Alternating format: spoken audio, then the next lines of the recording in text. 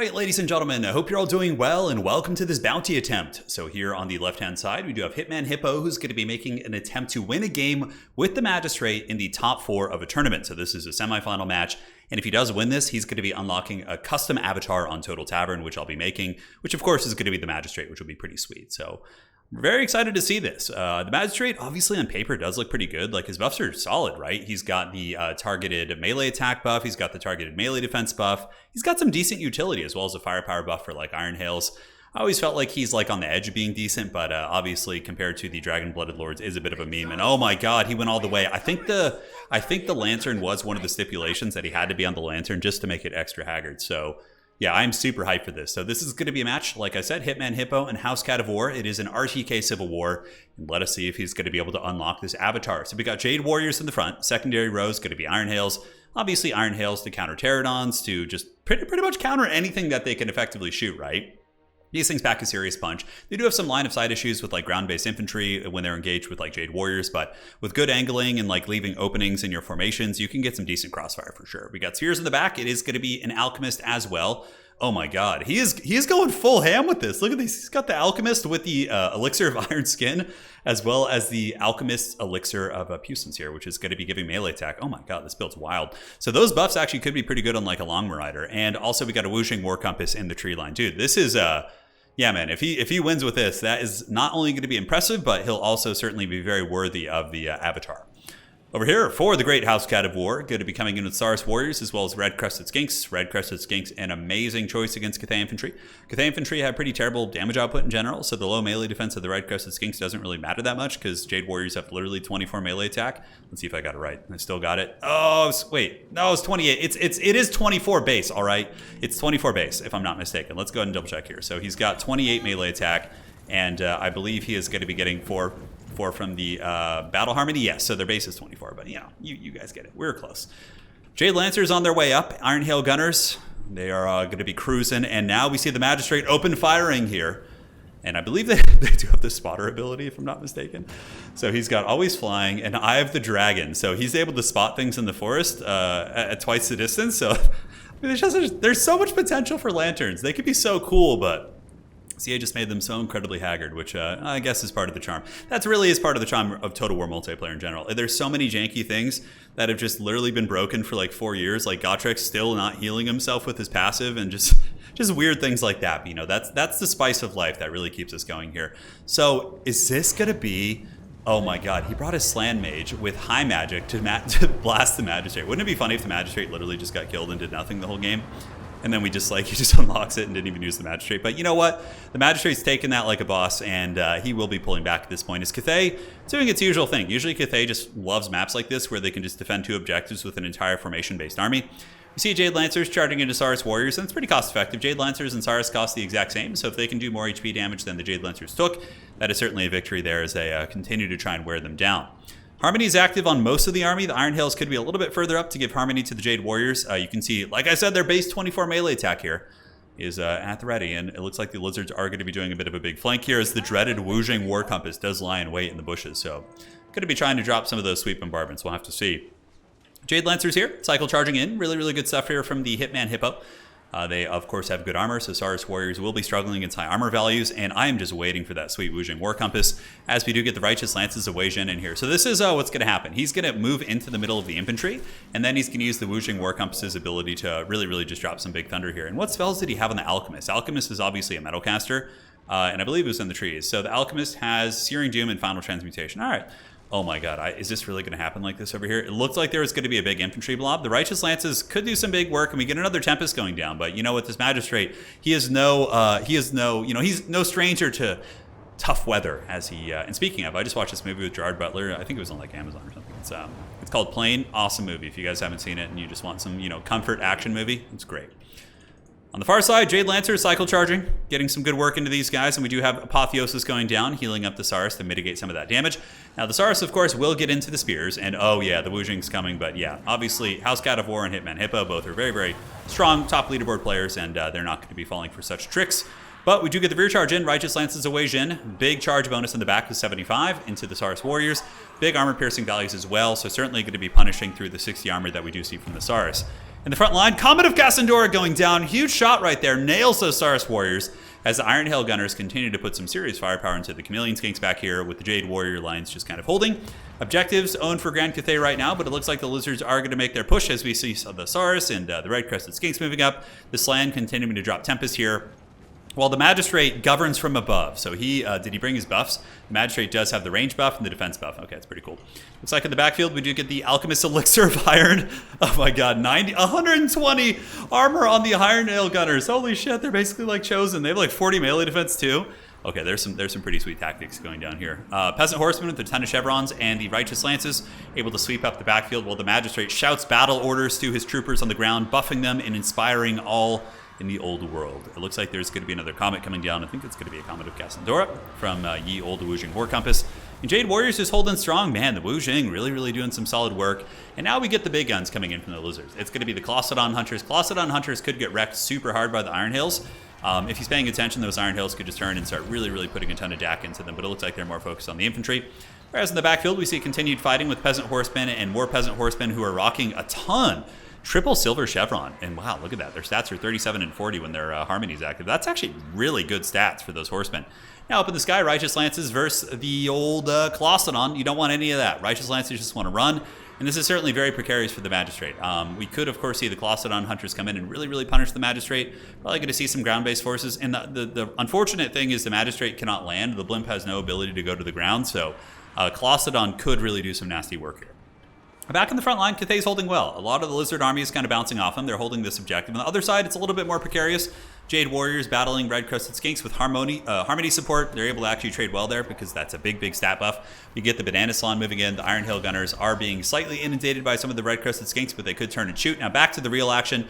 We do see the Magistrate being attacked by the Colossodon Hunters and the Righteous Lances. They get Inspired Defense. Okay, so they get Leadership and they also get 24 melee defense up to 72. And it looks like Iron Hail's going to be summoned to the back. Beautiful play. And they get rampaged by their own Toad Rage. So that's going to be kind of kicking up their damage to 11 here as the Dread Blimp is ramming them, and it looks like they might actually break. There is damage coming in from the Lord Magistrate as well, and wow, look at that. The Blimp, the MLG Blimp. Iron Hail Fire, of course, really nasty, and that is going to be a big turning of the tide, as that was a very sizable investment in the backline dive, and now we see Grand Cathay slowly pushing the Lizards off. Pretty much their entire gun line is functional, and he's getting the guns at a nice kind of side angle position where they're able to kind of shoot down the pipe, which seems to be pretty darn good. Banana Toad over here just continuing to just drop whatever he can. I mean, his damage output's pretty poor against pretty much everything, but he is putting the work on those Iron Hails, trying to shut him down. We do get some clever girls moving in, and more Ripperdactyls are going to be on the way out. Now in the backfield, the Magistrate's on his way back up. We see Grand Cathay sitting at 6.8 against 5.2 on the value, and Cathay is even actually pressing the side objective with some Peasant Horsemen. Horsemen do have, I believe, 4 capture weight. Infantry have 5, and monstrous units like, not ogres, but let's say like Croxagores have 3. So that's kind of the name of the game. Colossodon's jumping on top of the guns, certainly a good call here, and we do see the final transmutation going down, which is a really good cast from this Alchemist. That's going to be nailing 2 units of Saurus as well as the Slan, so that is pretty good. 600 value right there. Not terrible for a single cast. I don't know if it was overcasted, but even still, we'll see how it unfolds. Third objective is getting unlocked here, and we do get some clever girls coming out, as well as Chameleon Skinks, and looks like it is going to be some cohorts of Javelins. But man, I am really, okay, this is like bugging out right now. It's not, they're Silver Chevron, but I don't think it's like showing the proper stats. It's weird. You're not seeing the green augment, so maybe it's just kind of a replay bug there. But yeah, the Peasant Horsemen will probably be able to do okay. With the Silver Chevrons here, they just crush those gold ones who are quite damaged, obviously. And now they're going to be able to move on to the Chameleon Skinks and get the job done. Granted, the objective is not fully captured yet. You can see he's trying to keep the Skinks off the point while he maintains his capture. Over here, objective 2 is going to be going to the old forces of Cathay. And the far side is owned by Lizards, but for how long? Jade Warriors really bumping and grinding here. The Dread Magistrate's on his way back. Double Iron Hails, and we get the Dune Dragons coming out. So Cathay with that slow kind of grinding playstyle. Dune Dragons will pretty much dominate anything we're seeing here. I mean, the most cost-effective way the Lizards could deal with them is sending armor-piercing chaff against them like Red Crested Skinks. But even still, Dune Dragons could probably take 2 of those pretty handily. Side objective is maintained, and that's one of the big strengths of the Lizardmen is the fact that Skink cohorts are 46 movement speed and they have 5 capture weight. A lot of like these type of units for like Skaven, for example, are, well, I guess Clan Rats are not expendable, but you know, a lot of units like of this like quality would often be expendable. But they're able to get there and maintain that, but it looks like Cathay will get this one back soon. Nice bombardment coming down there. That is the Searing Doom from the Alchemist, which is hiding in the trees. And where is the Blimp Magistrate? Blimp Magistrate sitting at 9. Dude, they almost always pay for themselves. That's kind of the thing about them, right? Like maybe we're exploring a new horizon. Just look at yourself as voyagers of time and space, and we're discovering a new meta here. We're discovering a new meta. Tempest goes down, and you know what? Like he's eating them like champs, and that's a lot of wins magic, which isn't really going to mitigate his efficiency or what he's doing in the battlefield. Here we do see spears in the front, and I suppose that's still not a bad idea. If you can get Colossadon Hunters on him, killing the Magistrate still would penalize the leadership on the Cathay army. Toon Dragons moving up to the center to make sure they can maintain it, and the side objective firmly controlled by the Lizards. Does not look like Grand Cathay really has anything that can contest that. So Cathay going to go back to playing these two objectives, which they shouldn't have too many problems doing. Toon Dragons are going to clear things out, and though they might lose a little bit of capture weight here as the Skink cohorts do make it up and they're swarming in numbers, it's going to be a tricky one for them. So we do see another final transmutation going down, spears on the way. And I believe the Alchemist and the Remnants of the Righteous Lance is getting some nice work in here. And the Alchemist, yeah, similar combat prowess to the Slan itself, as it does have about 320 weapon strength, and the Slan has 320. Combat stats are actually similar. The Alchemist is actually better in combat than the Slan. Slan has more HP, though, if I'm not mistaken. So, side objective being taken by Grand Cathay, and the other one is being threatened once again by the Remnants of those Peasant Horsemen, who in their current state probably have like, I don't know, 1.5, probably like 1.5 capture weight, maybe 1, which isn't insignificant. There's actually been some kind of talk about having like flying units like have at least 1 capture weight, but personally I think that could be kind of obnoxious, but you know, something to test for sure with mods if people really want to kind of see if it's balanced. So, Spears on the other side holding it down. Alchemist going to be bumping with the Ripperdactyls. Ripperdactyls are anti-infantry, so they're not going to be like exceptional, but they still have 100 weapon strength pop, so you might be able to kill this Alchemist if it's not careful, if these Spears and Peasant Horsemen don't go in and get the rescue. Looks like a big old bombardment going down there. The Red-Crested Skinks getting absolutely cracked by that Wuzheng War Compass, which I believe has been resummoned. Yes, it has. The Wuzheng War Compass is back. And it is here to stay, ladies and gentlemen, as we see Hitman Hippo getting pretty sizably ahead on value. He's at 11, though Lizards do have a little bit of healing. We see the Banana Toad running for its life. Ripperdactyls are being dragged down. Jade Lancers on top of ye old Feral Cold Ones here. And ladies and gentlemen, it is looking pretty tough. It is looking pretty tough. More shotgun fire, rip it into the night. Skink cohorts here getting blasted. Cathay holding on to the objective. Doom Dragon's not going to be letting that up for anybody. Red Crested Skinks here, and on the other side, we do see some Feral Cold Ones, but in all honesty, I don't see any avenues back unless Hitman Hippo just made some colossal mistakes, like really colossal mistakes. I don't see any way that the Lizards could come back as this land is unsummoned. And that's another thing I really dislike the unsummoning mechanic on many levels.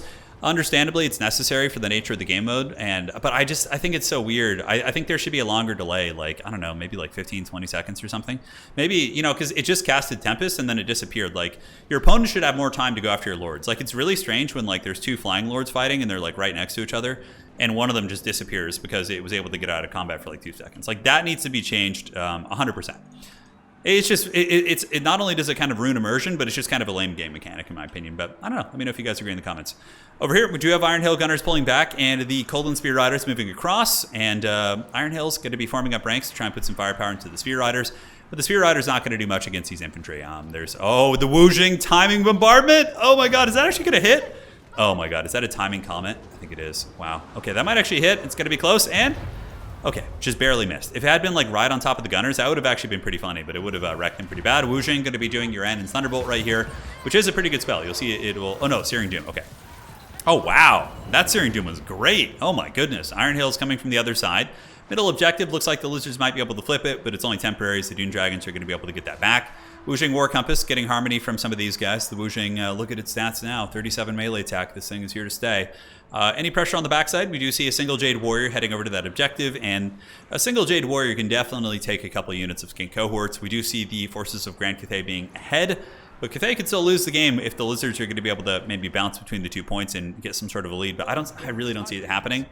I didn't spoil the outcome of this game for myself, so I'm experiencing it here with you guys for the first time. Thunderbolt coming down right here as we do see the Dune Dragons still holding it down. They do not have the harmony at the moment, but it looks like there's going to be more Jade Warriors coming up, and a decisive victory on Objective 1 is going to be leading to a bunch of Cathay forces coming over here, collapsing down on Objective 2, as it's basically, with Lizards, it's the dreaded Reaganomics time.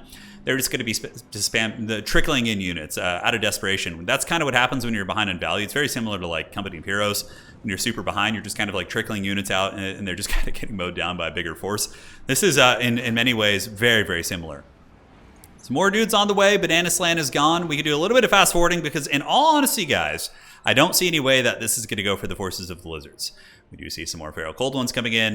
Jade Warrior Halberds and the Dune Dragons going to be able to grind these guys off the point. Objective 1 is going to be taken by Grand Cathay, and it looks like Cathay is going to be able to get a triple cap as their Jade Warriors. And I actually really like this. The triple silver chevron peasant horseman. It's really cool to see people who obviously have a lot of experience with specific factions and see kind of the ideas they can come up with, because it kind of does plug one of the weaknesses, right? Like these guys can definitely sweep out skin cohorts very effectively with those stats, among other things. GG, well played. And guys, the Hippo is going to be unlocking the Magistrate. So I'm going to go make that icon for him, and we'll be uploading it on Total Tavern.